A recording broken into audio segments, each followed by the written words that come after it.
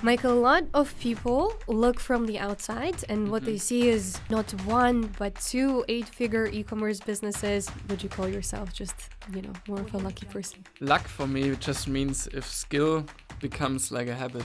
Like 90% of success in business, in every business, is marketing. Yeah. You need to emotionally trigger the people. Sell the emotion. Top 3 advice. We need to think big. Right? This is the biggest mistake. People, they overthink too much. Right? I try to fail as fast as possible. How can I fuck it up? So what were maybe top 3 turning points? Often I had personal experiences, like with like plant medicine and like having an out-of-body experience in Wow, your life. that's crazy. Try to do the opposite of what you normally do. You just need to be brave enough to try new things. Hello, everyone, and welcome to the next episode of the Overnigth Growth Podcast. I'm your host, Alice Gotto, and today my guest embodies the whole reason of why I have started this podcast. Michael Schmid is not only a successful entrepreneur, founding 2 8-figure e-commerce businesses, but also DJ, producer, and a person who's deeply rooted in spiritual practices and consciousness. Michael strikes this perfect balance between material success and spiritual advancement. So I am extremely excited to have the conversation with you today and find out all of the secrets to how you live this successful but also fulfilling life. Welcome to the podcast, Michael. Yeah, thank you for welcoming me. I'm so excited for this podcast. Very thrilled. Hopefully you can give some insights into e-commerce, some little secrets, little hacks. Exactly. As many open-hearted, value points that we can share as possible would be amazing. Yeah, sure. Beautiful. So, Michael, a lot of people look from the outside and what they see is the end outcome, not one, but 2 8-figure e-commerce businesses. Yeah. But very few understand the strategy, the mindset, the grit behind actually getting to that goal. So I would love to start with a little backstory. I know you were always very bright. I know you learned programming by yourself, freelanced for a little bit, building websites for other people. When and how did the idea of having your own e-commerce business come to you? Well, it happened after, I started like doing like web design, for other people. And meanwhile, my brother, he gave me a Christmas gift, like the book, The 4 Hours Workweek. Wow. And I can really recommend it to everybody, not just for e-commerce, but just like general for life. Because the guy basically explains that nowadays people, they want to get rich, right? But he say that's not enough, like, because there are people, they work their ass off like every day. They work 14 hours a day, basically, and they have no time. Exactly. And so he said we need to shift the focus from like just making money to make money, but also have a lot of time. Wow. And then he explains basically in this book how he built his first e-commerce business.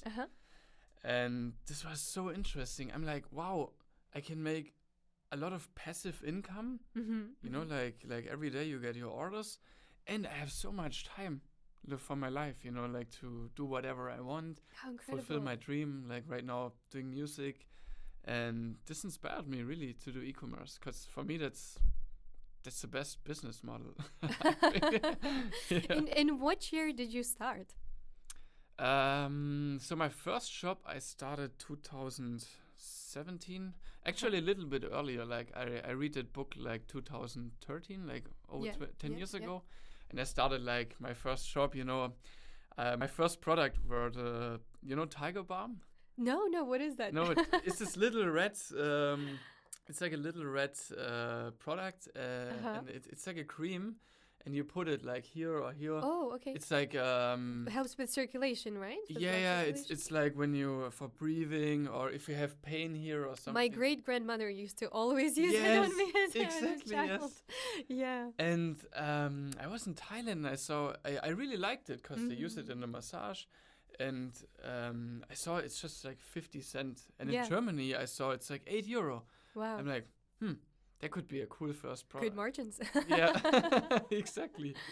Yeah, so I started my first shop selling only this product, Wow. running Google ads, and I had sales, but it was still not profitable because the problem was people, they just bought one and I had to pay the shipping. The AOV was low, wasn't the it? AOV was just the product itself, like 7-8 euro. So yeah, I kind of put it on ice for a while, you know, and I was also studying and I was freelancing. I had my own web design agency, so I'm like, okay, I don't want to do too many things, but I always had in the back of my mind, hey, I love this feeling, you know, like the moment when you just at home, you get an email from PayPal, hey, somebody bought your product, you know, you're like, wow, I was just like in the shower and somebody bought my product, like, or I'm sleeping and somebody buys my products, you know.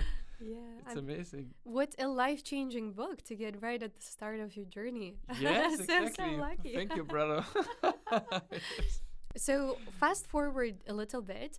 When did the ideas for your current shops come in? And maybe we can also give a little explanation of what niches your 2 shops are currently in. So yeah, like the shop that where I was selling the Tiger Balm, this is basically the shop nowadays where we sell all the supplements. Okay. And yeah, we are also like the top seller in Amazon now for matcha.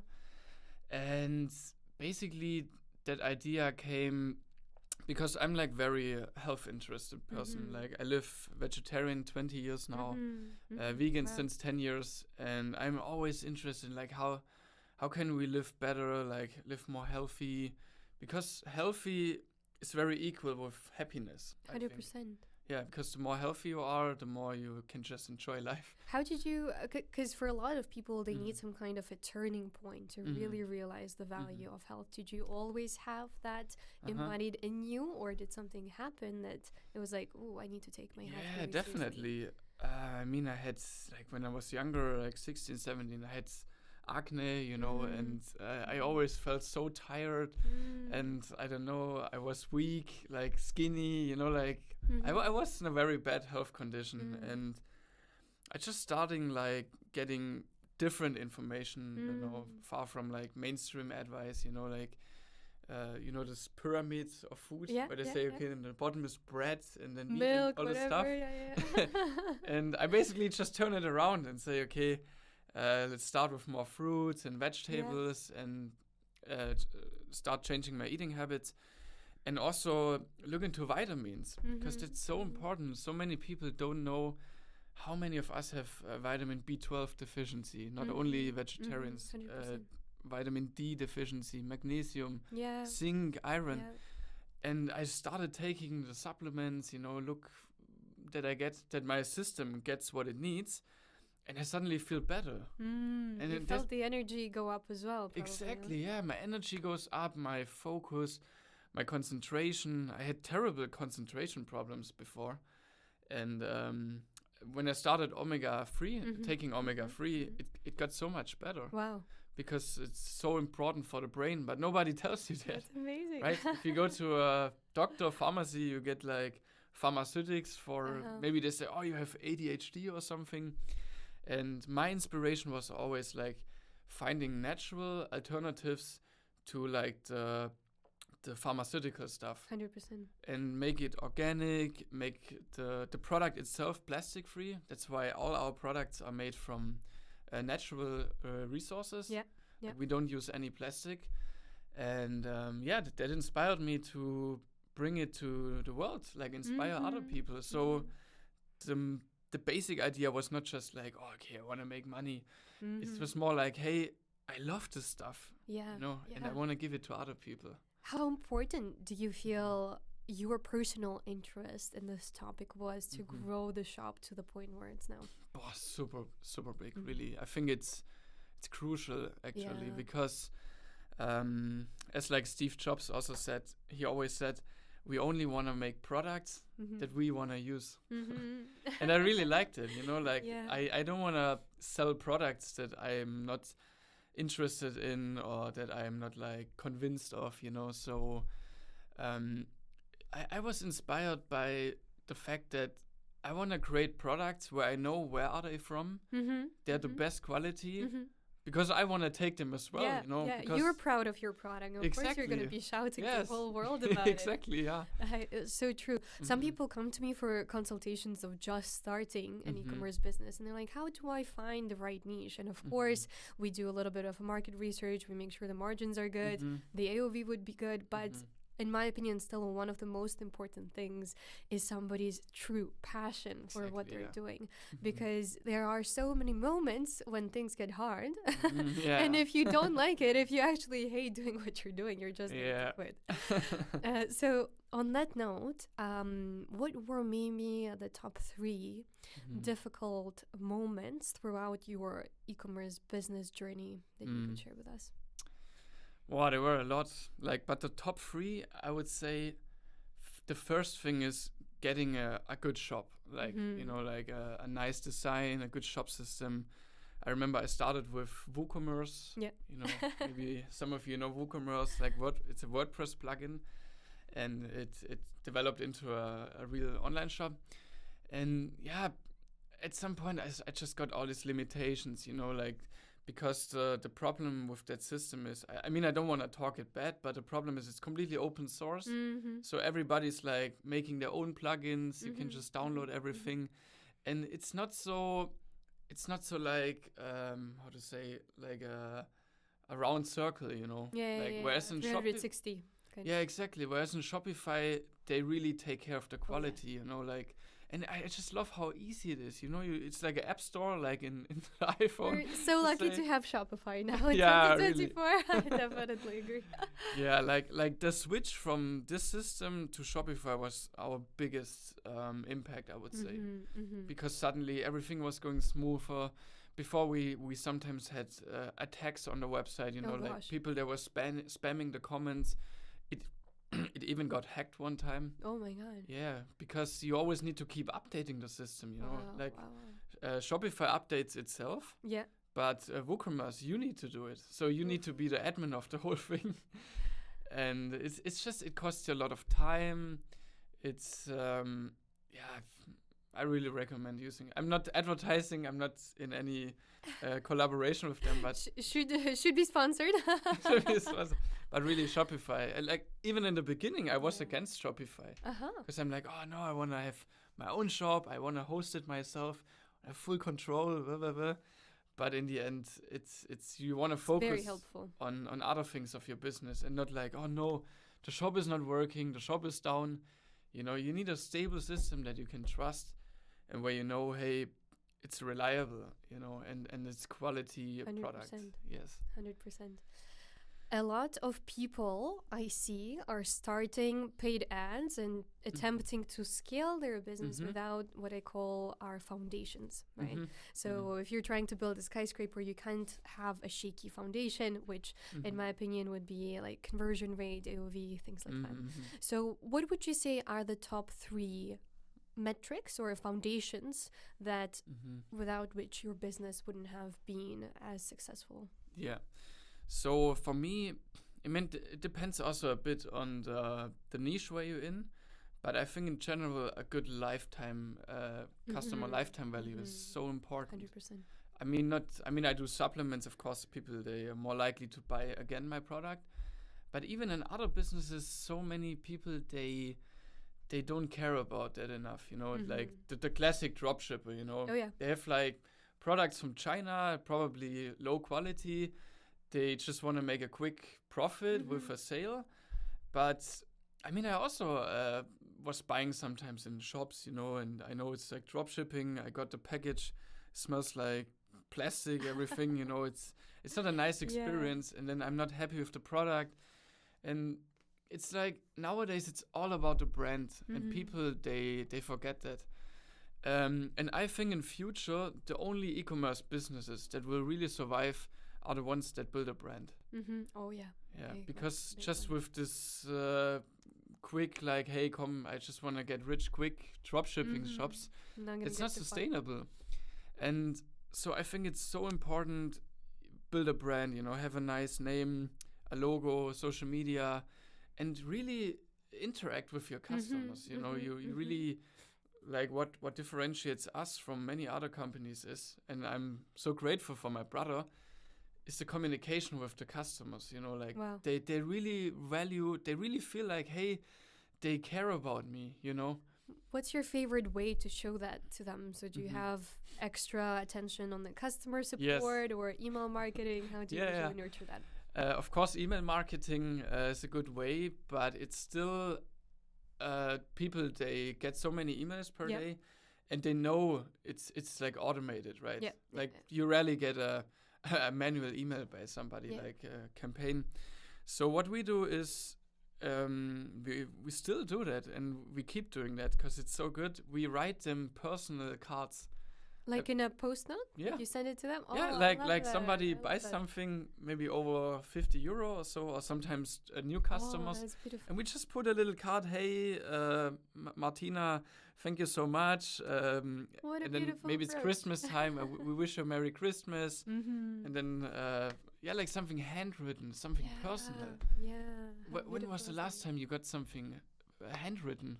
I don't remember, but I know that I've tried this marketing strategy with one of my clients, and it worked so well because, as you say, email campaigns, everybody gets them. Everybody feels like you're just being spammed in your emails.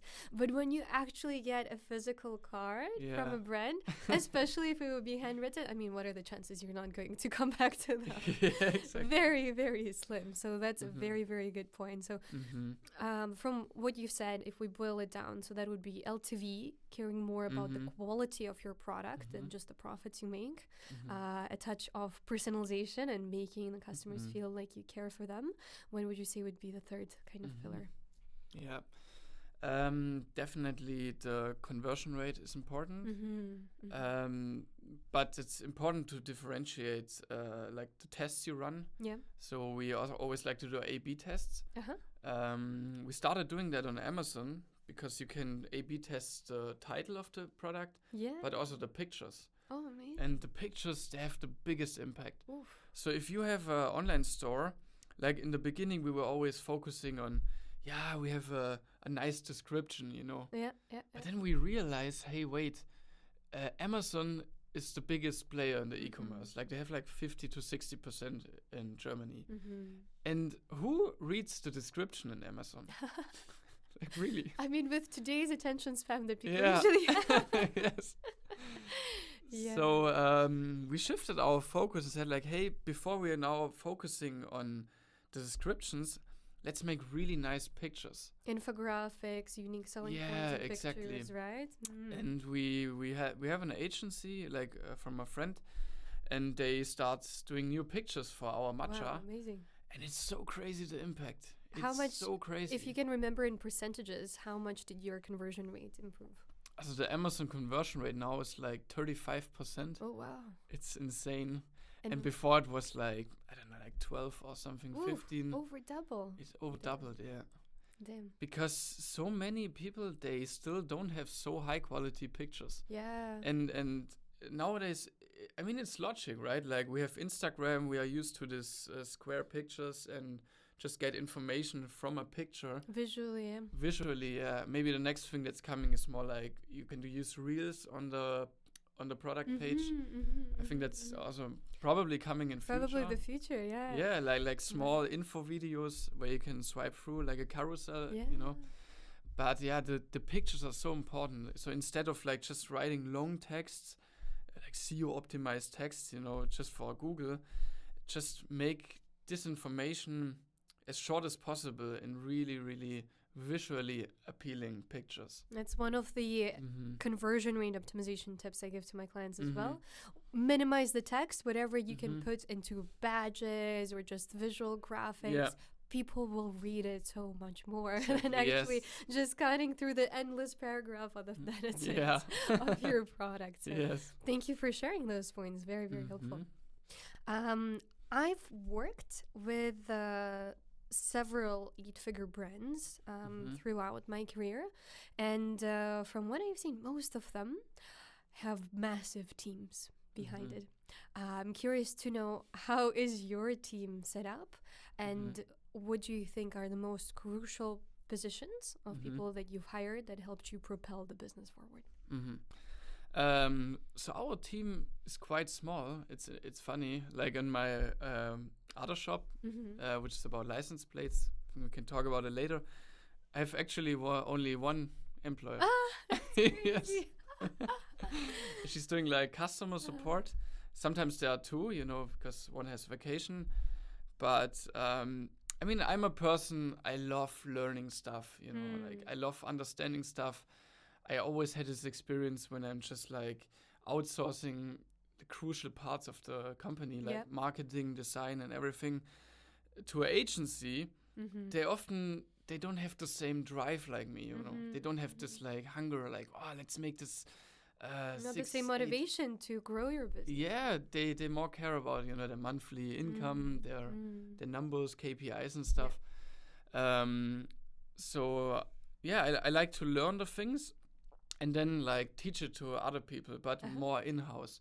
So for the supplement company, I basically learn all the stuff by myself, like marketing. I mean, we had agencies who were unhappy, so I'm like, okay, I'm gonna learn it by myself. Let's just go YouTube. I have friends, e-commerce friends.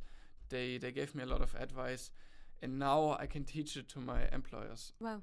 So we have like a small core team, like for marketing and design, like 2 or 3 people.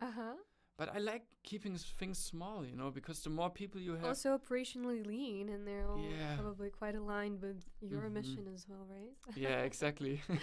So who manages your marketing now? I do the marketing actually. Wow, yes. You guys do it all.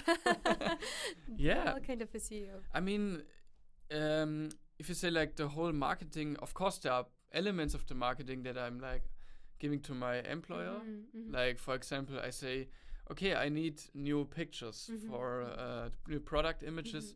Of course, I'm not doing that by myself, but I can advise how they should look. So we created kind of like a template, like, okay, the first product image should be like this. The second, like the benefit of the product. The third one, like comparison to other products and so on. But for the marketing, I really love using AI. Share your favorite AI tools with us. So maybe somebody who knows ChatGPT? Oh, haven't heard of that. Yeah, like, I mean, ChatGPT is one of many, but I try others too, like Gemini and other stuff. But for creating the visuals as well? Bit less. I think my employer, she's doing newsletter marketing. And she uses it for making the title images of the newsletter and also for writing the text more or less, but she's still not using it 100% because sometimes the human touch is missing, But like I use it for writing my copies and I have an easy formula for that. So so instead of just saying, hey, ChatGPT, here's my Google Ads ad, and I need titles and descriptions and so on, say, hey, use the principles from Robert Cialdini and write the captions and like the descriptions for this product. And you can even paste a link to the product page. I mean, I don't know if it can still scrape the website or you can just copy paste the whole description and everything so it knows a bit about your product. And what it does, it uses these 4 principles from Robert Cialdini, which is like authority.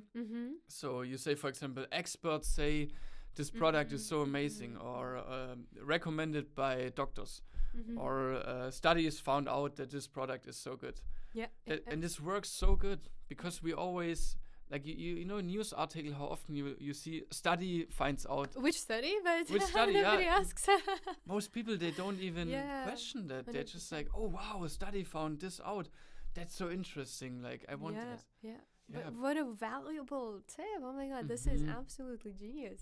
Or like social proof, loved by, we have 500,000 customers love this product, It's like, wow, I want to be part. Or like the contribution aspect, like, hey, like commitment, like, come do something for your body, your new daily routine.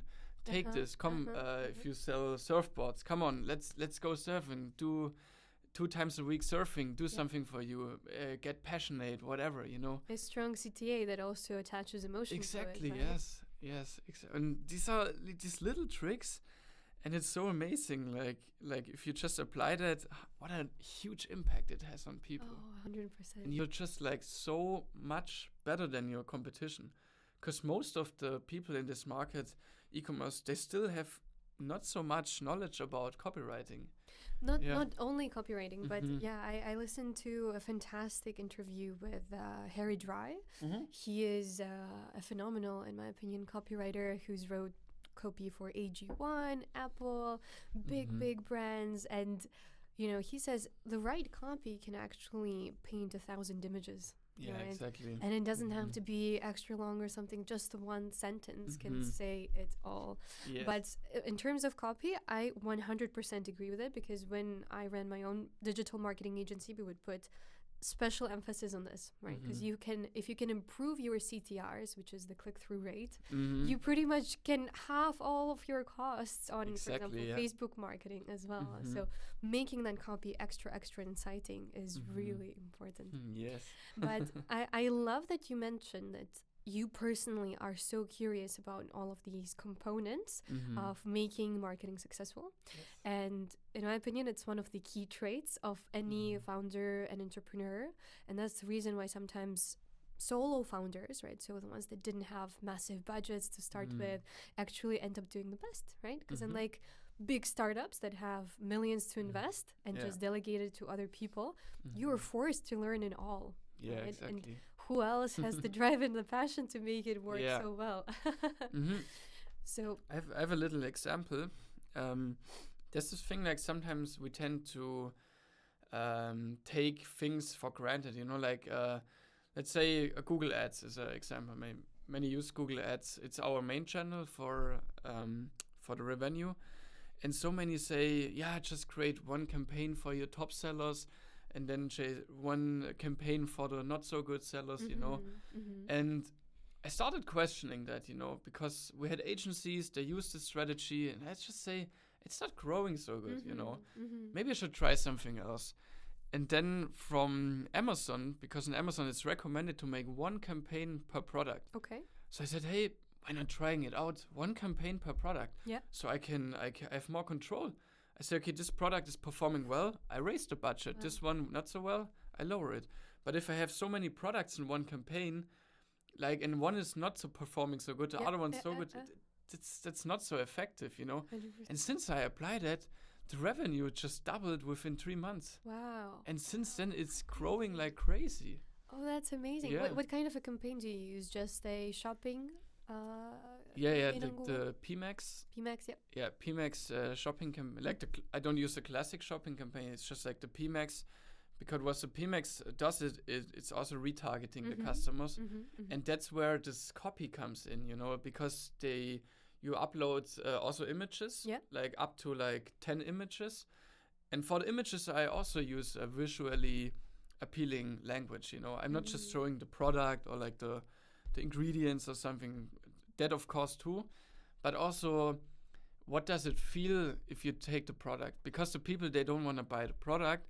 They want to they buy what the product gives them the benefit. The outcome or some kind of a feeling they'll get. So for example, if I sell a health product, I don't want to sell I don't want to show them the powder or something or the ingredients. I want to show them how you feel better, I want to show them happy people, maybe a product that improves your joints or your bones, I want to show them an old couple who's dancing on the beach and dancing together, because that's what the people want. They're like, wow, I want to feel elastic again or something, I love that. And this is the key of marketing. You need to emotionally trigger the people. Sell the emotion. Yes, sell the emotion. I know a lot of people that use Google Ads as kind of like a secondary channel. So a lot of their top of the funnel traffic is coming from Facebook ads. And then they're just relying on the natural searches from Google, so to speak. Would you say Google is quite scalable for your brands then? Google is amazing, because what I like about Google is that it's a pull marketing, right? Facebook is push marketing. So you're pushing a product or something. And in that moment, maybe the person doesn't need it. But in Google, it's pull marketing. So the person is already looking for the product. So it's like lower in the funnel. And so it's easier to convert them to a customer. And warm traffic, essentially. Yeah, exactly. And in my opinion, I researched it, and the data is also much more accurate in Google. Like you see in Meta, in Facebook, they are almost always over delivering. Like over attribution. Yeah. Over attribution, right? Like they show you much more conversions than actually happened. Yeah. I just don't trust the data so much. Yeah. And in Google, it's so exact. I loved it. Yeah. Yeah, I mean, over attribution is like a huge problem right now. I have a client that we're working with and multiple channels, like email marketing, SMS, Meta, Google. If you were to add up all of the reported revenue from all of the channels, we're like 30,000 over the actual revenue we got. Yeah. But I would love to find out what the best investment in your business has been. The best investment? Wow, that's a good question. Like money-wise or also time-wise? Let's do both. Let's do both separately. I would say definitely into good employers, because especially the core team is so important, and this costs so much time, really. Like you need to hire people, you're failing, like, you're disappointed, like they're not delivering like how they should or something. You need to let people go, fire them. That's also a hard part. Many, they cannot do that. They're like, oh, I cannot let them go. But you need to do it, as hard as it sounds. And build a good core team, and invest time in finding good employers. What do you look at when you're hiring? Well, that's funny, because when I did my internship in Switzerland, while I was studying, I work in a company. And the first day they say, okay, this is not like a normal program here, trainee or something, internship. We teach you how to be your own CEO. Wow. Everybody in our company is his own CEO. Wow, that's amazing. Yeah, and this is so good. And that's why I try to find people who have the ability to learn, be creative, to do problem solving by themselves. Like the worst people, in my opinion, are those who are always like, oh, I finished with the task. What's next? Oh, I don't know what to do. They're like little children, and you need to, do this, do that. I love people who are like smart, who are like bring ideas. And we also reward that. Like we pay really good salaries. Amazing. Like higher than the competition. I think that's also important, paying good salaries. Because the motivation behind it is they could they're so smart, they could essentially be their own entrepreneur and their own CEO, right? But they're choosing to work for your brand. That's amazing. Exactly. And people love that. Like every person loves the feeling of growing, like when you get more smarter, you learn new things. And especially if you know your boss, I mean, I don't like the word boss, but as leader. If the leader of the company gives you the space and the time to say, hey, you're not just like a battery, like a cogwheel in the system. You are actually allowed to have ideas and take your time and bring your inspiration, and it's appreciated, because that's what I experienced in this company in Switzerland. They appreciated it. How beautiful. And you know how many companies, they are really so stubborn with innovation. Like we have a innovation department, so the innovation always comes from top to down. Yeah. It's like everybody can have great ideas, and if it's good, hey, let's do it, and you get rewarded for that. Amazing suggestion.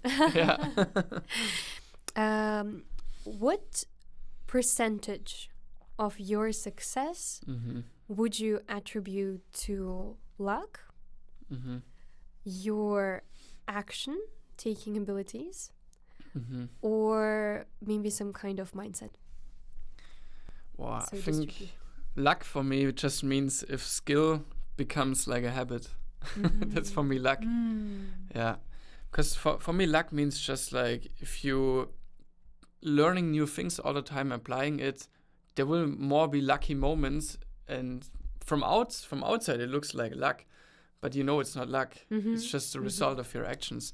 So I think most of the success really depends on like marketing skills. Interesting. Like really, like 90% of success in business, in every business, is marketing. Yeah. And most people, they only focus on the product. They're just like, if I have this amazing product, it will just spread by itself. Like, as a person who lives and breathes marketing, I couldn't agree more. Yeah. But I think when marketing meets a good product market fit, that's when you... But of course, it's, answering your question, I would say the mindset is most important. So you really need to start with a mindset. You need to visualize the success.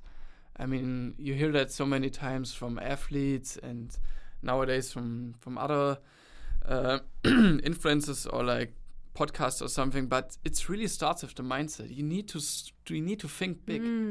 Because when I see people who are unsuccessful, I always see they don't think big enough. They don't allow themselves to think big. They're like, okay, I just try to be regional, selling my product, and like you can see by the body language and everything, they think too small. Yeah. I say, hey, if you can think and then think big, like I always thought, hey, I want to be the number one website, a web shop with this license plate business. I want to be the number one with the organic supplements, and we're gonna achieve that. Amazing. Because that's like you need to feel that you already achieved it. You need this feeling, not just like imagining, I will be there, but you need to feel I am already there. This feeling, and then like everything is like coming into place. And then luck also meets the action, right? Exactly, yeah. And then you automatically take action. So you start by the end result. It's like a inversion approach, Instead of like, okay, what do I do next to do this and this? It's like, okay, I'm already there. Now let's go backwards. Like what were the steps to go there? Like we're like a 8-figure business. Okay, how did that happen? Yeah. Now we're backtracing it, and then okay, now they sell so many of this product on Amazon or in the shop. How did they do it? The images. Okay, the marketing. Reverse engineer it. Reverse engineering, exactly. Yeah. There is this strategy, if I'm not mistaken, it might be called NLP, but I know that Olympic competitors use it to visualize their success, and the analogy they use is so good. It's basically like mountain climbers. Instead of just climbing that mountain step by step and meeting a lot of unexpected obstacles, you get a helicopter, you fly over the mountain first, you see where the obstacles will be, and then you can kind of put the trajectory in place for the smoothest climb, right? So that's kind of the same thing we do when we teleport ourselves to that point B already, and then you can already see what you need to do to go there. I love that, yeah. That reminds me of a concept called inversion thinking. Oh, you heard of that? Tell us more. Like a lot of people like Steve Jobs, Elon Musk, and other people, they use that. So instead of just focusing on, okay, how do I climb the mountain, you actually think, and I know it sounds like a bit weird if you hear that, but you think like, okay, how can I fuck it up? Like, how can I make it like not successful, Like, how can I fail with this business, And then that's a good question, because then you figure out all the things that could go wrong and how to prevent it. Like, how can I how can I waste all my money on advertising and not getting results? And then you ask them, maybe if I have the wrong target audience, or maybe I have bad creatives, or maybe I have a bad landing page, And then you're like, okay, because we people, we are more motivated by avoiding pain than like by gaining pleasure. So weird about us, but completely true. Yeah. That's how Elon Musk was succeeding with SpaceX, because he said, okay, how can we make the rockets like as inefficient as possible, And then with this question, he made them as efficient as possible. Oh, beautiful life hack. Yes. So with you saying mindset plays one of the key roles in your success, would you be able to share a personal growth lesson that was hard for you to overcome, but resulted in a lot of business growth afterwards as well? I would say like relying too much on external companies for your success. Because unfortunately, I see that in so many e-commerce businesses, and it's so sad. Like they always rely on agencies, for their marketing. Some people use agencies to make their whole shop, and they have no overview of their business. Like I know people, they're kind of successful, but if I ask them, hey, how does your Facebook marketing look like? Your campaigns, your KPIs, they say, I don't know. They don't know because the agency is managing that, and they're just not interested. And I think you, as a business owner, you don't need to be an expert in every part of the business, but you should have an overview. 100%. You need to see, hey, because I also had this problem. We had this agency, and they did our Google ads, and also one for Amazon. And they were giving us reports and the numbers, and I just looked quickly on it, and it looked nice, and like, okay, we are growing. But then one day I was just like, okay, now I'm gonna really investigate it. And I found out, hey, it's horrible. Like we're not really growing. Yeah. They just give me like the numbers like nicely, like they make them more beautiful. And this was a big lesson for me, like to really monitor every aspect of your business. Oh yeah. Still have a hands on the pulse. Yeah, exactly. Yeah. But I couldn't agree more. So number one, I think it is hard but possible to find a good agency that actually delivers results and cares. Yeah. I'll agree. Most of them, unfortunately, are just so commoditized. Like I've worked with agencies before that are like, you have to pay extra for this, you have to pay extra for that. But in the end, they don't take responsibility for the result. Exactly. Yeah. But from my experience working in agencies also, the unfortunate thing is a lot of business owners don't care enough. Like agencies do have to keep chasing them. We need a little bit more footage. Even you can film those creatives, but some unfortunately don't even reply for weeks. Yeah. So, on one hand, of course, that's the dream to be able to delegate all of those tasks for somebody else to do and for you to just focus on the bigger picture of the business. But at certain points, it's still very necessary to, as you said, become an investigator and really nail down all of those KPIs, look deeply at what's happening in all of the areas of your business. Yeah. So 100% agree. From the conversations we've had with you so far, I'm getting a feeling like your growth trajectory was always quite smooth and upwards, whereas a lot of other business owners that I've been talking to always feel like there are big challenges and big hurdles to overcome. So what would you say is the biggest contributor to that? And would you call yourself just, more of a lucky person? Of course, I'm so lucky. No, I would say it's coming back to the mindset thing. It's like, I have this saying, everything seems hard until it becomes easy, and the problem already starts when you say, oh, it's so hard. It's so hard to learn Google Ads or Meta or something, and it's just this mindset I have. Like, of course, the first day I look into Google Ads, it's scary, right? Like all this different options and campaigns and the settings and whatever, and you have just no idea. But I say just do it, just start small, like get into it, try to figure out stuff, watch a lot of videos, listen to other people's advice. But most important, try it out, because I would say never just buy into an idea just because a lot of people say it. Like I had this so many times that there are like approaches where people just say, yeah, that's the way how to do it. And then the next YouTuber say the same and the same and the same. Yeah. And you do it and you're like, it's still not working, So let's try something else. Like I love this principle of failing fast. Failing fast. Like just try something with the mind, hey, I try to fail as fast as possible. Let's try this crazy new marketing idea. And instead of like overthinking it, like that's the biggest mistake. People, they overthink too much. They're like, oh my God, I better keep it as it is because I don't know, it's not working so good, but it's working okay, so I'm not going to try new things. I'm totally opposite. What's the worst that could happen? Yeah, exactly. Like you can always go back, you know. Yeah. You can always go back. You can, like, I could always go back to WooCommerce. I can always go back to the agency. I can always revert my campaign settings, or I can just duplicate it and try new things. Like, I always try. My constant question is always, is there a way to make it more efficient? Is there a way to make it better? Like, is there a new innovative way, you know? A true projector speaking. Yeah, exactly, yeah. Yeah, and you just need to be brave enough to try new things, because that's how you get the advantage in the market. If you do something that nobody does, you know, like if you have this USP, this innovation, and that's suddenly when you have the edge, and then you are over everybody else.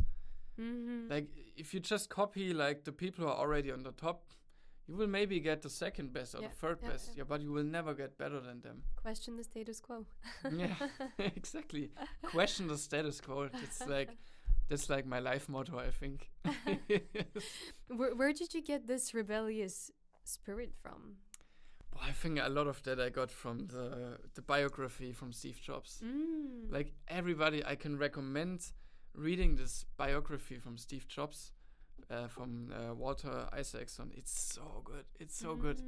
Because most people, they don't understand Steve Jobs. They just know him maybe a bit from TV, or, you know, when he died, there was a bit press about him. Yeah, he's so a bad guy, treating the people bad, and have like this outbursts and stuff. But if you go deeper in that, you understand this person, and he's, in my opinion, still one of the biggest geniuses that were alive. Wow. No question.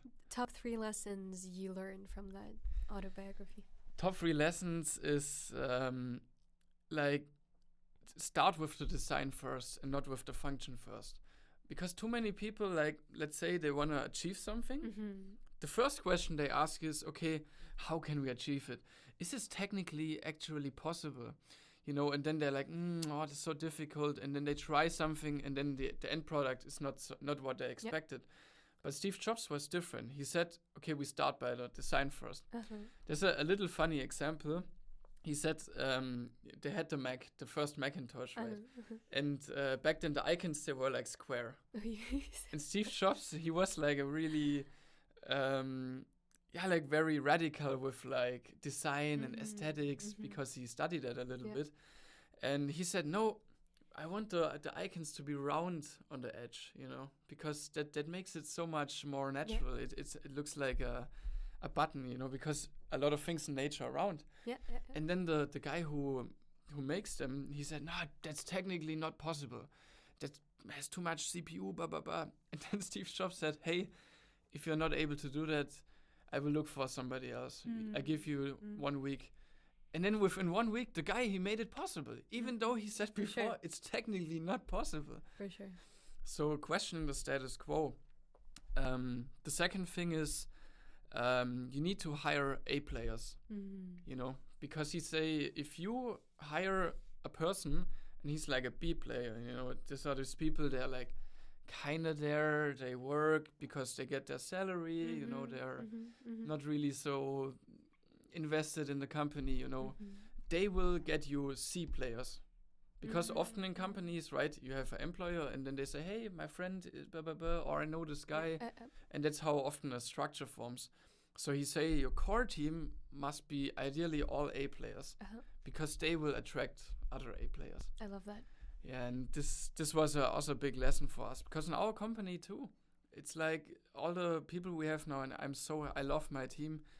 They're all now A players, you know, like it's not just about the performance also, but also about respectfulness, you know, about the character and everything. And the third thing is, I think, is the innovation. You know, you always need to think ahead.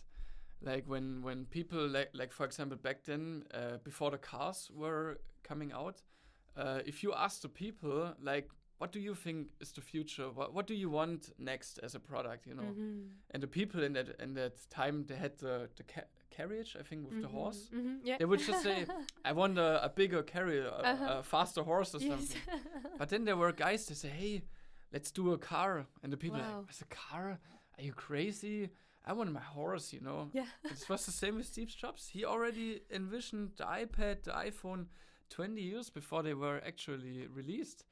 You know, it's always try to think ahead, like, if my competitors do this, what would the future look like, you know? And no matter how crazy it sounds, because Steve Jobs said, the people who actually change the world are the crazy people, you know. The people who are crazy enough to believe they can change. I can change the world. They change the world. Yeah. Yes. 100%. What is your favorite method to get or receive those innovative, crazy ideas that really help you become number one? I think by traveling a lot. Yeah, definitely. Yeah, because by traveling you have so many moments where you accidentally, things happen, or you accidentally meet people, and you get inspiration from so many different kind of places that you don't expect. Like this book from Steve Jobs, his biography. I think I was in Switzerland and I was just walking around and suddenly there was this book and it was looking at me. I mean, the cover is also Steve Jobs. He's looking like this. And I don't know. I didn't even know so much about him, but I just, you know, sometimes in life, you have these moments where there is something, this thing, it's looking at you, or there's this person in the crowd in an event and you feel like, I don't know why, but I should go there and talk to this person, you know, and then this person suddenly knows something. It's also a matter of you being really in tune with noticing those things, though, because I know a lot of people would be like, nah, not logical, I'm not going to do it. Yeah, exactly. So what's your take on that?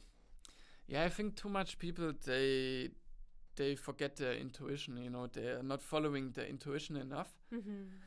And I think for me, the intuition is the most important thing in life, like for any kind of success you want to have. Because the intuition, that's like the sixth sense, that's like the thing like that you cannot really describe with logic, right? Yeah. It's just like, you just feel that this is the right thing, you know, like this gut feeling, you know, when you say, this doesn't feel right, like, I often listen to my gut, you know, like with business decisions or with people, or even though sometimes I have moments, like, for example, a new business partner, and then logically it sounds good what he says, but my gut feeling says, there's something strange, you know. And then when I was younger, I often did it anyway, because I listened to my head and the numbers and the logic, and then later I regret it. And I'm like, damn. In that moment, when I made a decision, my gut feeling said no, but I do it anyway. And since then, I just listen to my gut feeling for so many things. And it's just like, the things are just happening. Bam, bam, bam, bam, bam. In my opinion, building up a strong intuition is one of the best assets you can have. Definitely. Right? Because there is a little bit of that sixth sense to it, but in my opinion, it's also perfectly logical. Yeah. Like, there is the fast brain and then there is the slow brain. Exactly. The slow brain is what you comprehend consciously, but your fast brain is reading all of those tiny details and signals even faster than you're able to comprehend. Right? And I always feel like intuition, even if it's counter logical, is just trying to get you to your point and be faster. Yeah, definitely. Yeah, it's super fast. It's 100%. Like, not as it like so many things when something just doesn't. My brain is like, why would we do that? That's just not logical. But there are so many possibilities of how something can come to life that your brain just simply cannot compute all of the variations of how it can come to you. Yes. Yeah, it's like the brain just thinks in 1 and 0 and like black and white and like just, you know, like day and night. It's very like, it's just like one, it's like right or wrong. And the intuition is something, it's hard to explain, right? It's just, it's more like a feeling or more like a, you know, like sometimes you have an idea, right? Where's the idea coming from? You did not like logically think, let's have an idea. Now the idea came. It's like, it's coming. It's your intuition. Same with words, I would say. I think the most profound practice somebody can try out is just sitting in a meditation and observing where are the thoughts coming from. Because you then realize you are not your thoughts. The thoughts simply come to you. I don't know what I'm going to say now. The words are coming to me. It's just speaking itself, right? And almost being like this clear container for the energy and the knowledge to be passed through you. It's like an amazing feeling. Speaking about meditation, I think meditation is also an amazing way to train your intuition. And one thing I did 2018, and I would recommend it to everybody, do that once in your life, is a Vipassana meditation. I love it. Have you heard of that? I have heard of that. I've been thinking of going for 2 years now, and I really want to try that experience. It's amazing, really. So basically, it's like the original way how to teach meditation. It comes like from India, from thousands of years ago. And basically what you do is you are in a temple, and it's everywhere for free. So it's donation based, so everybody can do it. And for 10 days, you're not speaking. And depending on the retreat, like where I was, also not writing, not reading, no internet, no iPhone, no social media, sorry. And you do that for 10 days. And I think this was one of the biggest life-changing experiences. Wow. Because like the first days you get crazy. You're like, oh, I need my social media, like WhatsApp, what do the people, maybe they write me, what's going on, my business, But then as you describe, you know, like when you're not talking and you want to talk all the time, but it stops at some point. Yeah. And then you're just your mind, you know, you become friend with your mind. Wow. Because most people, they are always stressed because they are not in tune with their self. Yeah.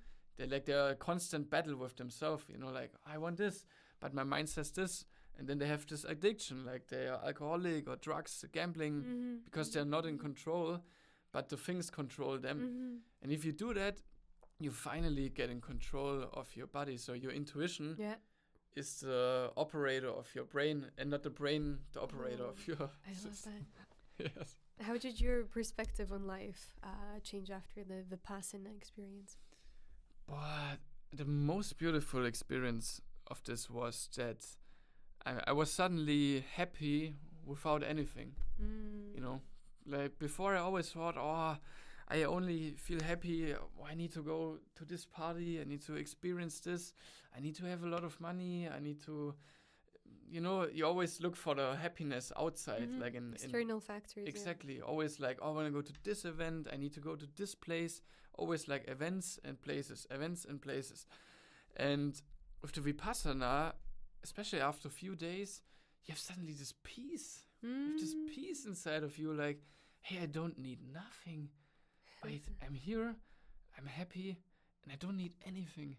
And since then, it's like everything else that's like my successes, you know, like with the shop, with e-commerce, the music, like the outside, external successes, like in this reality, it's just like a bonus, you know.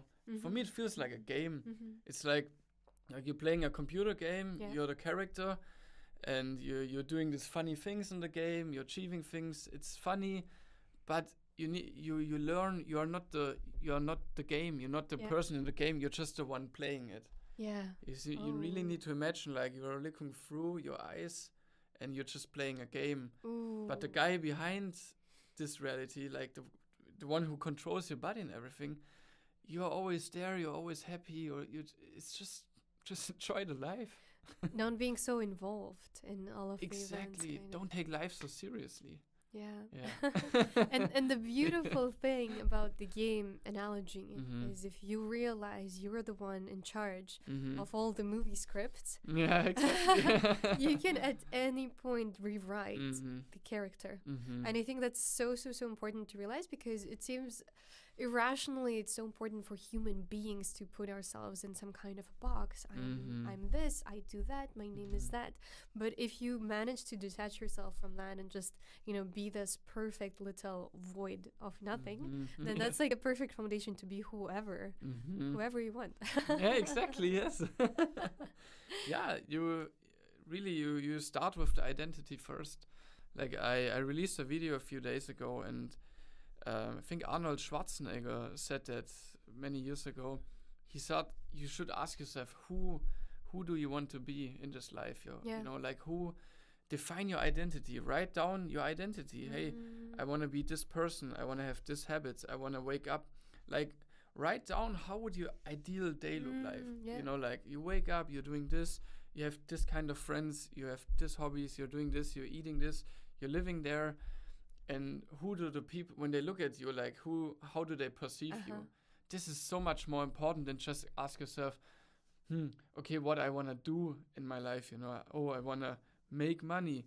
I want to do this, do that, you know. Like too many people, they just focus on the doing. 100%. But the first thing is you need to focus on being. Yeah. Who do you want to be? And then the doing comes automatically. Yeah. If you step into that version of your higher self, essentially, Yeah. it will already know what action to take. Yeah, exactly, yeah. But I find it to be so important for people to realize it's not about the money. Like if you're trying to achieve something, you're not after the money, you're after the feeling that comes with it. So focus on the things you want to be doing, you want to be experiencing. Like what do you need it actually for? Is it to support your family? Is it to feel free? Well, you know, you're already free. The beautiful thing about feelings is you can tap into them at any point in time without having to have that thing. And then that propels you forward to that point that you're trying to Exactly, yes. Yes. I know you have a beautiful phoenix tattoo. And I find that throughout our lifetime, we all go through several metamorphoses of when we, you know, we look at ourselves 10 years ago and we don't even recognize it as the same person. So what were maybe top 3 turning points of when you had to leave your old identity behind and step into a new role in this life? Wow.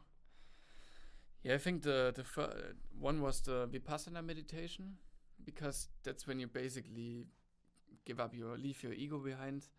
And also the one where I made my tattoo, you know, the history. Yes. Yeah. You can tell about it. Okay, I'm not hiding anything. Yeah, I was in Thailand, in Koh Samui, a long time ago, and I was in this bar with my friend, and they had like these mushroom shakes. And I, what mushroom? They say like magic mushroom. Yeah, like, okay, yeah. You said it in the Thai accent. Yeah. I just remembered how he always say it. It was so magic mushroom. magic mushroom, and I'm like, what is that? They're like, okay, cool.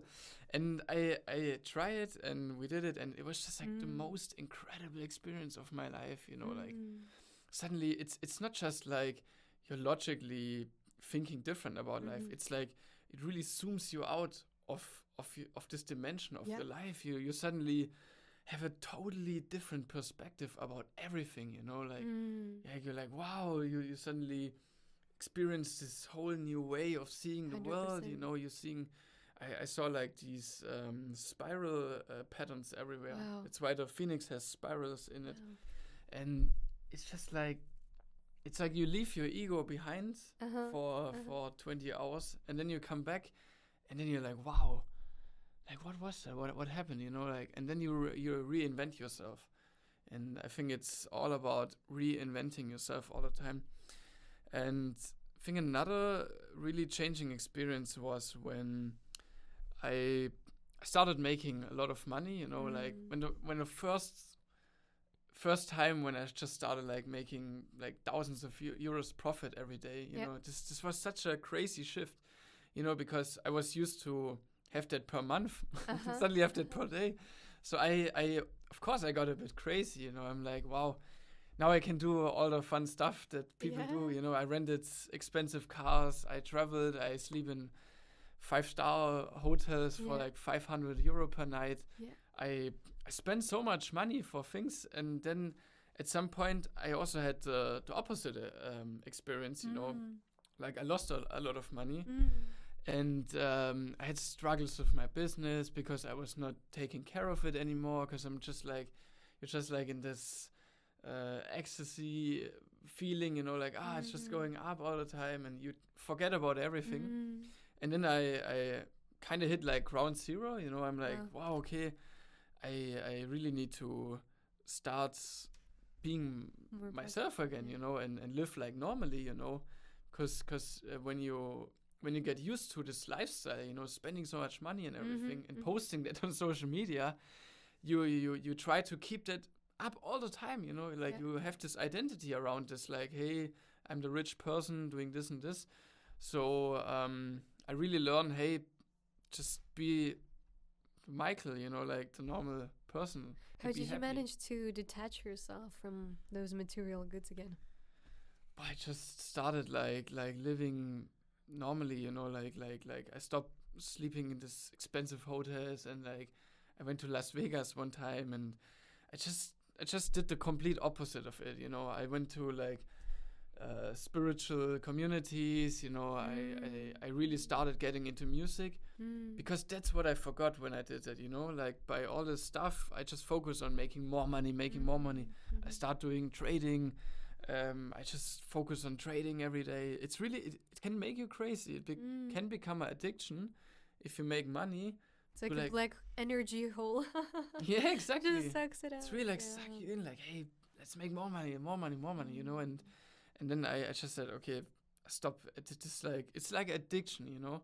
It's like when you're an alcoholic or something. You just say, okay, now I'm not drinking now for forever, like for next 5 months, whatever.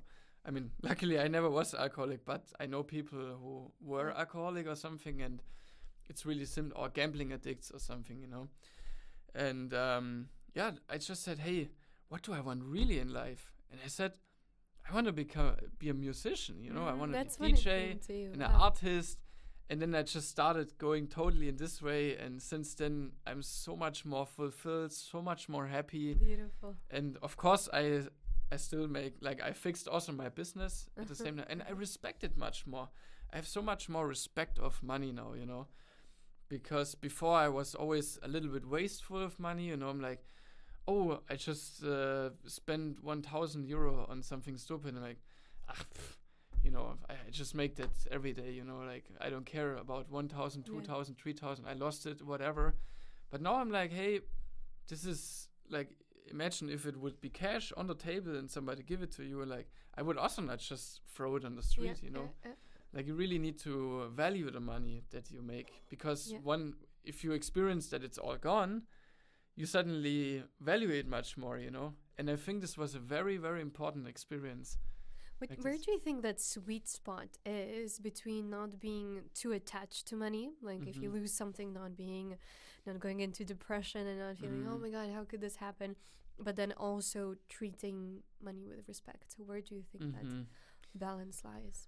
I think it's important to anchor yourself on different things than money. Because in general, everybody should ask themselves, hey, what if today everything in my life would break away, you know? Like, what if suddenly all my bank account went to zero? I don't know, I lose my house, I lose my identity, my Instagram gets banned, whatever. You lose everything external around you. Like, how many people do you think could deal with this situation? You know, it's very hard, you know, and that's why I deliberately put myself in this situation, like when I was in this Vipassana, because there's no money, you know, like because you live there, you're not buying anything. You just get the food that they give you. You live in a very small hut. It was like a very small house. I lived there with another guy, and there were mosquitoes all night, you know. It was one of the worst places where I could ever imagine to live for like 10 days. But that's exactly what you need, you know, like try to put yourself in a situation where you don't have all of that stuff. Like when people are like just focusing on money and stuff, just try to do the opposite. Like I often think like that. Just try to do the opposite of what you normally do. Just try to live like you have no money and just do no social media if you're like, because social media is also like money, you know. It's like, oh, I need the likes, I need the comments, I need the views, you know. Another energy black hole. Yeah, exactly. I love that you're so determined to experience life from each angle. Yeah, yes. What's one thing nobody could take away from you? Well, I think my soul, like my what to say, my aspiration, you know, my personality, my character, because I think it's so important to build your character, because money comes and goes, you know, like even friends. Sometimes you have long-time friends, and suddenly they're gone because you have an argument or something. You know, it can always happen. But your character is most important. What you have, because if you have a good character, a personality, and a good mindset, you can always rebuild all these things that you have at any time. I think there's this guy, I just saw recently a video. He made an experiment. Like he said like, okay, I'm giving away all my money, and he was like a homeless. Yeah. And he became a millionaire again. Wow. And I think I could also do that, you know, because the knowledge is so important. Like the knowledge, but really character is important. Like be respectful. Determination. Be also, kind to people, you know. Because nobody likes people who are like fake, or you know, these people where you're interacting with them and you always feel like they want to get advantage out of you. These kind of people, like, that's for me something I would never want to become. Yeah. Because too often people think, okay, if I just play a character, I just fake a personality, nobody's gonna notice. People always feel when it's genuine or not. They always feel that, yeah. Because people, they never remember like what you say, your words, but they always remember how you make them feel. And what a beautiful way to say it. This is so important, you know. How do you make people feel? 100%. Like, I think you should always make people feel better than they felt before. Ooh, what a good one. If that becomes your mission, I guarantee being a millionaire will come as a byproduct. Yes. Yeah.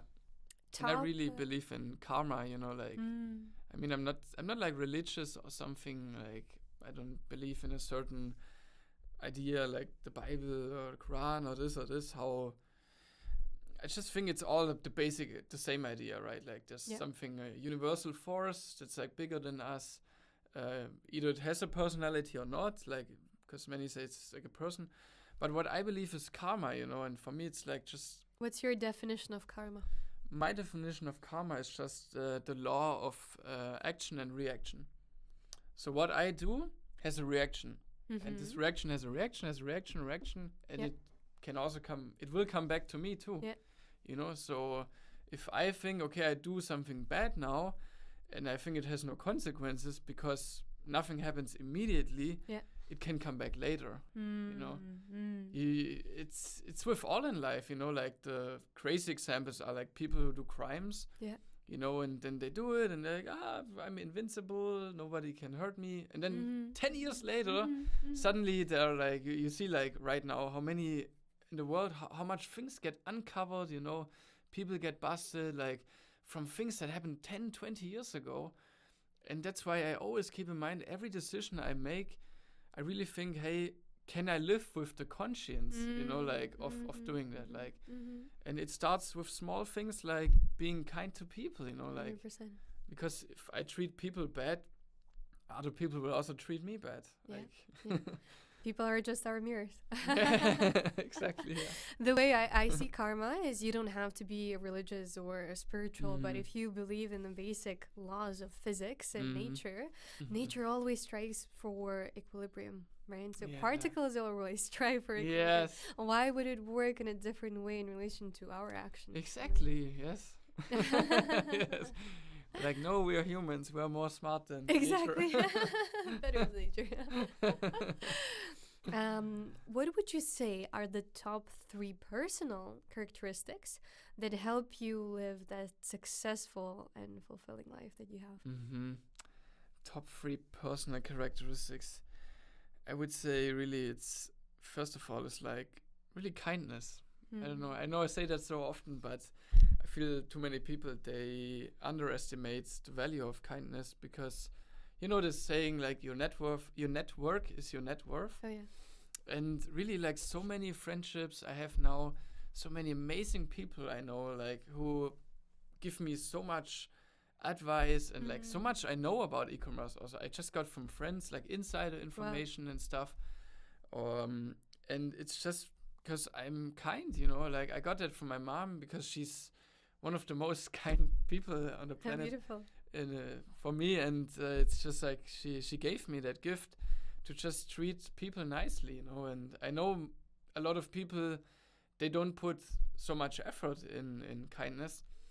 It's also like cultural, I think. For example, if I go to Southeast Asia, like Philippines or Indonesia, Thailand, and so, I feel like people, they value a lot these values like kindness and personal relations and family and stuff, you know. And I think that's very important to build like sustainable relationships with people. 100%. And the second thing I would say is, think outside of the box, you know. Like, I don't know, I have this habit of always, like, when I see a lot of people doing the same thing, I think that's wrong. And I got this from the book, The 4 Hours Workweek, where he says, like, everything that's popular is wrong. And I know it sounds first, it sounds like weird, but it's actually true, because if you always just do what everybody does, you will never get ahead of them. 100%. You know, and for example, my company, a reason why we are like growing so fast is because 7 years ago, or like 10 years ago, when we started that, I said, hey, everybody is putting their vitamins and everything in like this plastic containers, right? And actually, I see this trend, and it also vibes with my point of view, that we have so much plastic pollution on the planet, right? Plastic pollution, everything, one-way plastic. And these companies, they say, oh, we are like natural and natural supplement, nature, we love nature. But why you use plastic made from fossil oils, which destroy the planet, for your products? So I'm like, hey, we gonna promise our customers we make everything plastic free as much as possible. And so now we are the first company, I would probably say, in the world, in this segment, in this industry, that's doing that. And beautiful. I know I saw already a few competitors who are copying that now. And but you were ahead of the curve. Yeah, exactly. But also one big thing I would like to highlight about this is you're still following your true values. Yeah, right? Exactly. Yeah. Just following what really resonates with your inner. I would not just do something innovative. I mean, there are things that are innovative, but if they are in conflict with my values, I would not do them, you know. And that's maybe the third one, like integrity. Like, you always need to do things that resonate with you. Like as we talked before, I could never sell something where I feel bad about it, you know. And I mean, I know people, they sell stuff, and I know they know that it's not good for the customers, you know. It's not an ideal product, or they make like false promises, and I could not do that, you know. And I think maybe it will go good for a while, you know, but there will be a point where this business is gonna struggle, you know. Like, you see that with so many companies happening, right? They do something shady or something, you know, and it's going well, they make a lot of money, but then there's this day X, and then there's something happening, you know, like there's a news article, okay, they use this material, it's very bad, and they know about it, you know, and suddenly your reputation is zero. You know, saying like it takes ages, years to build your reputation, but it just takes like one mishap, one moment, and your reputation is gone. For sure. Yes. Yes. I know you're quite an explorer of this world as well. What's your personal take on this world? What do you believe in? Do you believe in afterlife, reincarnation? Why do you think we're all here on this planet? Wow, you mean like what I think about? Yeah. It's funny that you say afterlife, because I really like Afterlife, the label, you know, the music. Yes. Yeah. It's also kind of the music I create at the moment, like this kind of direction. And yeah, definitely, like my view of the world is like that we live in this reality, you know, like this 3-dimensional reality. And I think we kind of incarnated into this body. Yeah. Because incarne means in meat, you know. Yeah. Like you go in the carne, you go in the meat. So you come from a higher dimension, like, I mean, for many people, maybe it sounds like higher dimension, some woo-woo stuff, but there's actually science behind it, There's more and more research. It's also related to quantum physics, like it's something we cannot see, but it doesn't mean that it doesn't exist. You know? Like, can you imagine how many videos and data is right now going through the air, like Wi-Fi? Yeah. And we cannot see it. And you would also not say, hey, it doesn't exist because I cannot see it. So, and I also had personal experiences, like with like plant medicine, where I really experienced like having an out-of-body experience.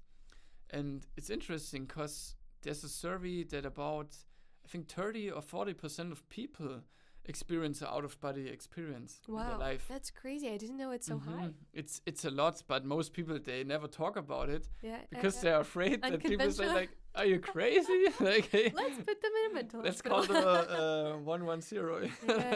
It's person.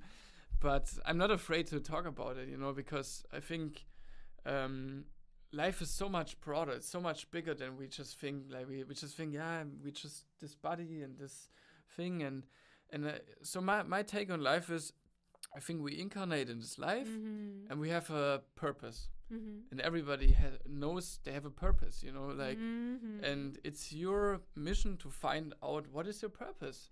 And if you live your purpose, you will be happy.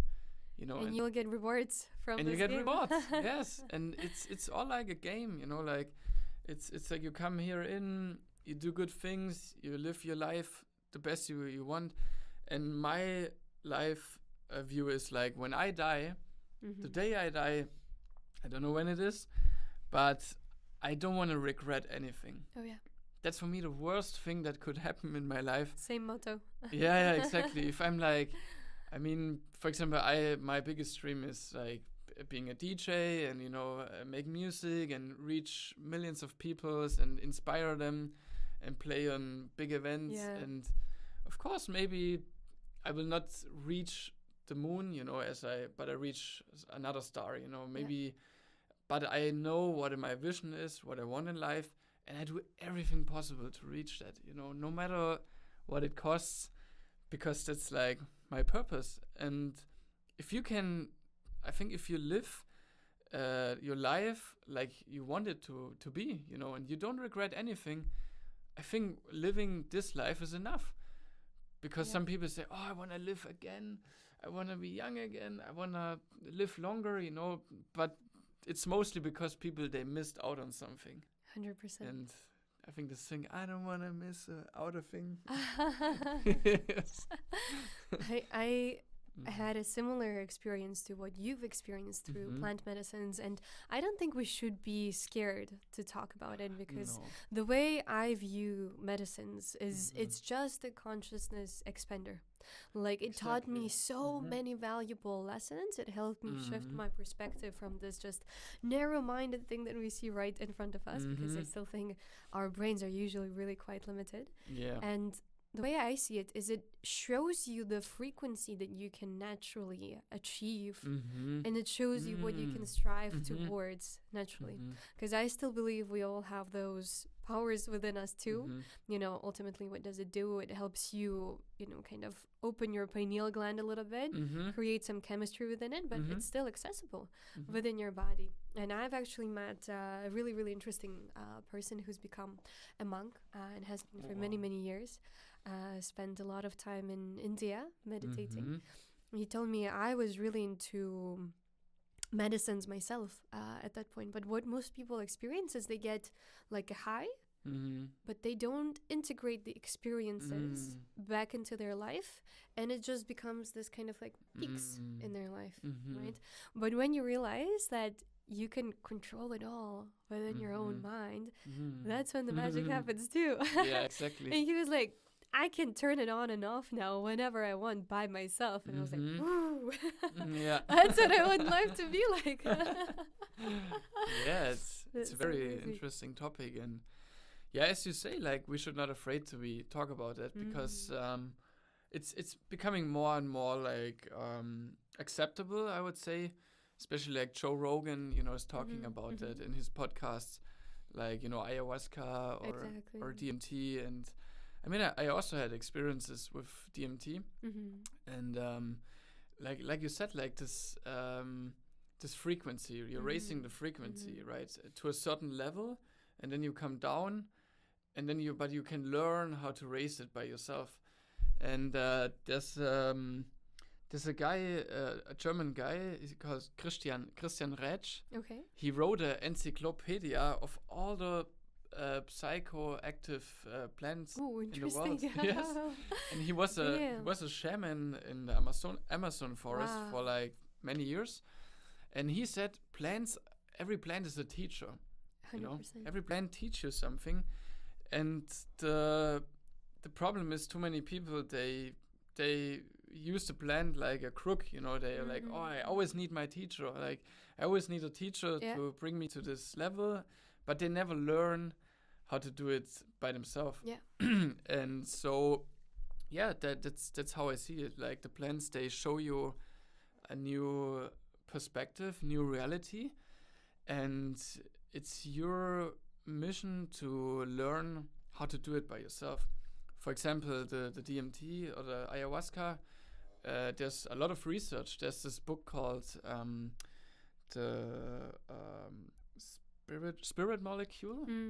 It's really interesting, and this is a scientist, and he researched these plants with the dimethyltryptamine, DMT, what it does, and he did really scientific studies on that, like with the people. Amazing. And he said that the people they really are able to communicate with different beings in higher dimensions. And the funny thing is, if normal people hear that, like communicating with higher beings in different dimensions, that sounds so crazy, And he says, if you don't believe that, you have to try it.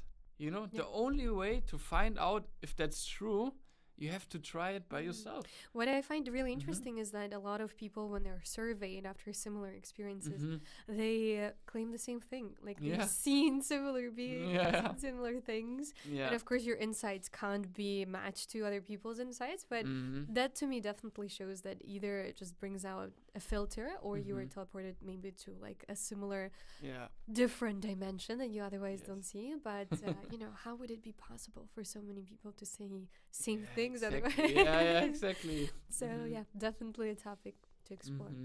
But the ones that haven't switched us off yet, let's give maybe top 3 advice to somebody who might be watching us and thinking, wow, like Michael's life is something that I can only see in my dreams. I also want to start my e-commerce business. I don't know what to do first. I want to have a fulfilling life. What advice would you give to them if you were starting now and today? Wow, I like that question. First of all, I would say to from NLP, like modeling. Is it like modeling, like on the catwalk? Modeling in NLP means that you basically first you want to find out what you want to be, like what's your goal, who you want to be, and then you look for people who already achieved that, and then you find out their strategies on how they achieved that.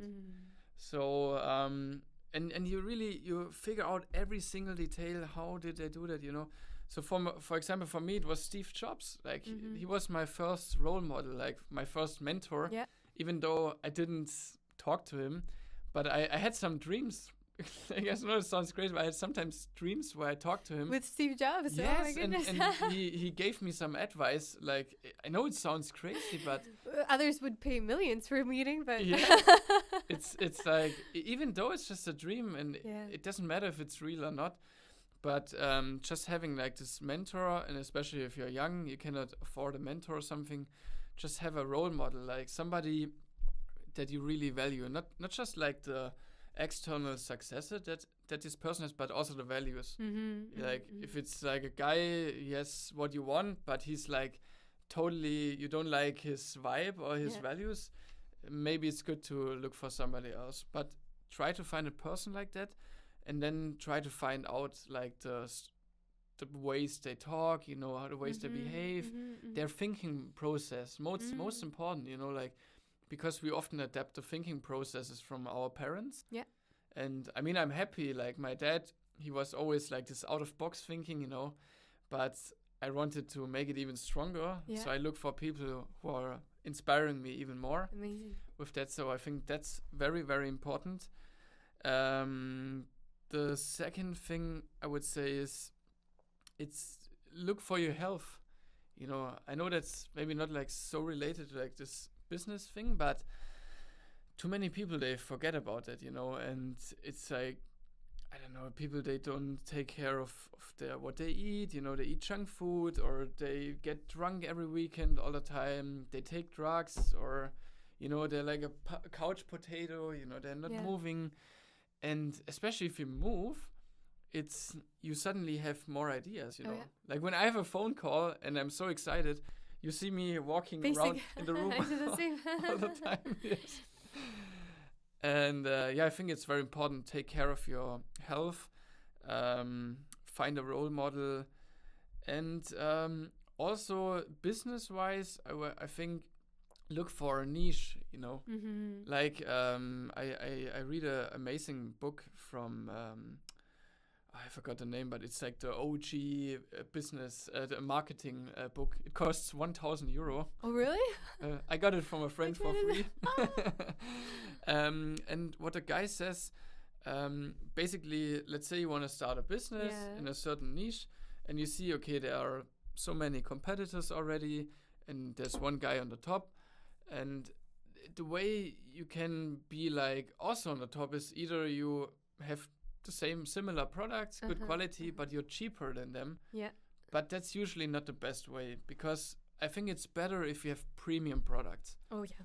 Yeah, because if you're just cheap, people, they perceive your product cheap, they're unhappy, you get bad reviews, and also from the AOV perspective, please don't make products that are the cheapest in your niche. No, it will never get too far. Yeah, I mean, you can do. There are like two basic strategies how to enter a market. There's like a skimming strategy and penetration. Okay. So penetration is you start like with a very expensive product. It's like incredibly expensive. But then you need a really good marketing. You need a lot of branding, influencers. Exactly, it's more expensive to do that. But these products, right? They're very expensive, and then they become over time more cheap. For example, Ed Hardy. Remember Ed Hardy, the T-shirts, the fancy? They cost like 200 euro, and now they are so cheap. Yeah. On the other way, you can do skimming. So you start going in the market a bit cheaper, but you offer a similar quality. And what you can do, and we did that on Amazon successfully, we had a really good quality, even better than the competitors, and we made it very cheap by doing discounts. So people discover it first, right? Yeah, exactly. And then you run a lot of ads, so you get this velocity. Yeah. I mean, for the people who do Amazon, like a lot of people do that nowadays, it's all about the sales velocity. Okay. So you have the one who's ranked number 1. You see how many products they sell per month. You can see that with Helium 10, really good tool. So you see, okay, he's selling 1,000 per month. So your goal is to sell more than 1,000 per month in order to get the first rank. Oh, and then when you're the first, you gradually increase the price and lower your ad budget or like your ad strategy. Not so aggressive anymore, because then you maximize the profit. Such a workaround. Wow, yes, that's a good one. Yes. If you were to pick a niche for a new business today, what would it be? Wow. Should I say not my niche? I mean, you can do if you want. You need more competitors. You can do supplements, of course. But really, as we talked before, you should do something that you can stand behind, that you like to do, Like, because a good side effect is, like, for example, I choose supplements because I love it. For me, it's so interesting. It's such a huge field. There are so many supplements, so many plants that are still yet to discovered. And, it's just so interesting for me. I love this topic. I can talk about it all day. And you should choose something that, like, you know, you love talking about, but also has a market already, you know, because if, I don't know, I know people that are like, oh, I have this new crazy invention. Like, I know a guy, he invented a mobile phone airbag. Yeah. I mean, it sounded like a cool idea, but the problem is who's gonna buy that? Oh boy, yeah, I know. You know? I've worked with some brands that are trying to bring something completely new to the market. And while, yes, there's a lot of opportunity to grow because the market is literally not taken, the amount of education you'll have to do for it is just phenomenal. So you'll have to either have a big budget behind it or, you know, have maybe some following behind yourself already. And then I always say people either start something out of desperation or inspiration. But if it's desperation, then you reach the point where your needs are covered relatively quickly. Definitely, yeah. What's your way to kind of keep growing, and what motivates you to keep up leveling now, even when all of your needs are met? Well, I think I came more, well, we talked about it, for more out of desperation, because my parents, they didn't give me so much money when I was a child. Like, you know, in Germany, people, they usually, the children, they get money every month from the parents. And I saw this pattern now that the more the people, they got money from the parents, the more unsuccessful they are now. Yeah. And it's really like that. Like the one who got the most money, he has now the most depressive job. And the ones who got almost, like, I know a guy, he got even zero, like, because his parents were so poor. But this guy, he really made it. He studied, he made his business, because you have this hunger. Yeah. I think people, they need this hunger, you know. If you're not hungry, then you don't want to achieve something, 100%. You know. And I know so many people, they got so many, everything, all the resources from the parents, and then they become depressed because they're like, but I have no purpose, you know, like, I have already everything, like, why should I build a business? Why should I do this? You know, and they're just like, like, no drive, but yeah. So now that when you've probably met most of your desires and dreams, with the amount that you're making, what's kind of the next motivation behind it? Because you could easily stop right now and still have more than enough. Yeah. So what motivates you to keep going after that? Yeah, it's excitement, you know, like passion, excitement, and always have a bigger vision in mind. Because, I mean, I have super big visions, you know. Like, one big vision is I want to create something like Afterlife, you know. Yeah, like please do. like something like a festival with people, and it's all about connection, amazing music, and all about health and workshops, and, you know, like all of this kind together. I also have this vision of helping the planet, especially the ocean, you know, because we have so much plastic in the ocean. Did you know that I think between the American continent and the Asian, there's an island. It's as big as I think like a quarter of Germany or something. Oh my God. It's just plastic. It's a plastic island. It's because of all the currents in the ocean. It all brings it to this one place. thing formed, yeah. And I know there are startups.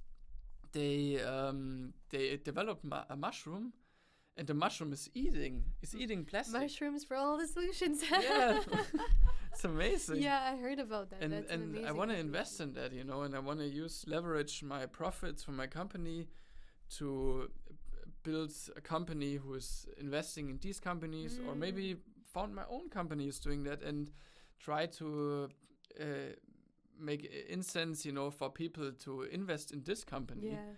Maybe like social proof, you know. What if all the billionaires, the highest status now is not like, hey, I have the most billion on my bank account, or I have the most cars, supercars, or, you know, like, because people always try to compete. What if they say, hey, I save the most of the planet, you know, I save most of the ocean, you know, but wow, I want to be better than you. I'm putting 2 billion more, you know, like I saved this part of the ocean, you know. Yeah. Like, because they're all like children, you know. That would like, be beautiful. Yeah.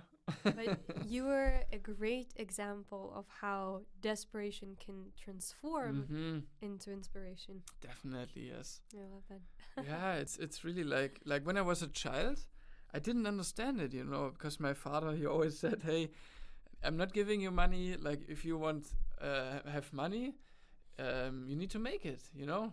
And I said, how? He said, the money is on the streets, you know, you just need to collect it. And I said, what do you mean by that? And he said, yeah, there's so many business opportunities. Ooh. You just need to take the chance, you know. They're like being successful is just about recognizing chances and take them. Because everybody gets chances, but too many people, they just sleep on them, you know. Do you know this is probably the winning formula? Because I think if you give loads of money to your children, as you mentioned, they don't really feel motivated to go and achieve anything in the world. If you are just broke and don't give your children any money because you can't, I feel like that also transfers the belief of money is scarce, it's not abundant, it's hard to make money. But if you do have money and you don't give a lot of money to your children, but you also install the belief that it's easy to make money and there's a lot of opportunities, wow, that's probably a massive foundation for life. Yeah. I think, what you said, like, if what I mean with he didn't give me money, it's not like I was not starving or something. Yeah. Like, I grew up really in a middle class family, you know. I had a nice life, I had good food, I was taken care of, you know.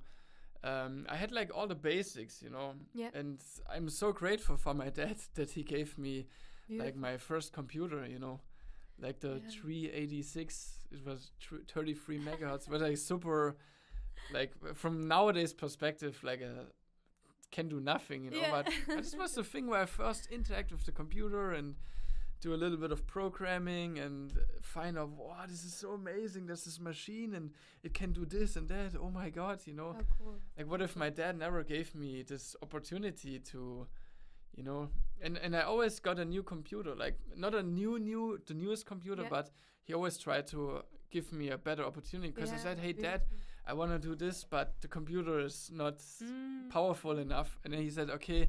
And then for Christmas, I got a better computer, you know. But he didn't give me like just money, you know. Yeah. But he gave me opportunities. He saw, hey, he wants to achieve something, and I give him what he needs for that, you know. Gave you the tools. The tools, exactly, the tools. How amazing. It's better than just giving the money and then maybe, I mean, I'm a child. What do? I buy candy. Yes. 100%. Michael, thank you so much for sharing all of your experience and so many beautiful tips with our community.